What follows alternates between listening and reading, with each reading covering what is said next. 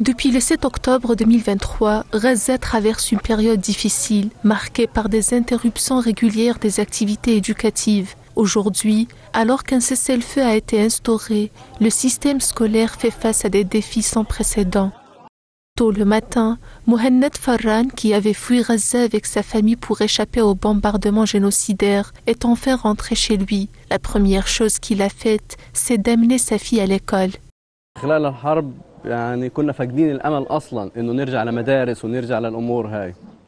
Pendant la guerre, de nombreuses écoles et autres établissements scolaires ont été gravement endommagés. Grâce à Dieu, il y a enfin une lueur d'espoir. Je dois envoyer ma fille à l'école le plus vite possible. J'espère qu'elle pourra continuer à aller à l'école. Pour les écoles primaires et secondaires à Gaza, la nouvelle année scolaire a débuté fin février, dans un contexte de cessez-le-feu fragile qui n'a pas permis une véritable reprise normale des activités scolaires.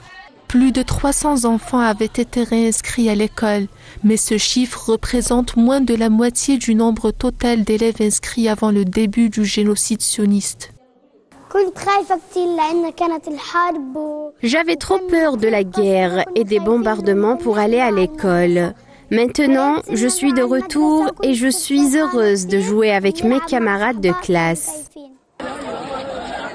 La violence et l'instabilité persistantes dans la région affectent gravement la santé mentale des enfants et du personnel éducatif. Le traumatisme généré par les violences et les pertes vécues rendent difficile la concentration et l'engagement des élèves dans leurs études.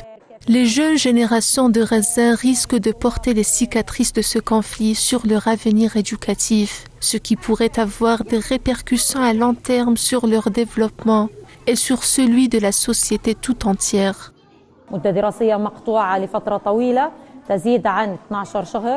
Comme leurs études sont interrompues depuis plus d'1 an, les élèves rencontrent de grandes difficultés en lecture et en écriture. En même temps, notre matériel pédagogique est en pénurie. Il n'y a pas assez de stylos ni de cahiers. Il y a aussi d'autres difficultés, comme le manque criant de bureaux.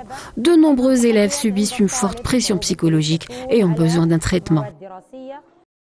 À Gaza, l'éducation devient un rêve fragile, constamment menacé par la guerre. Dans une enclave asphyxiée, chaque enfant mérite de grandir, d'apprendre et de croire que la paix, un jour, pourra devenir leur avenir.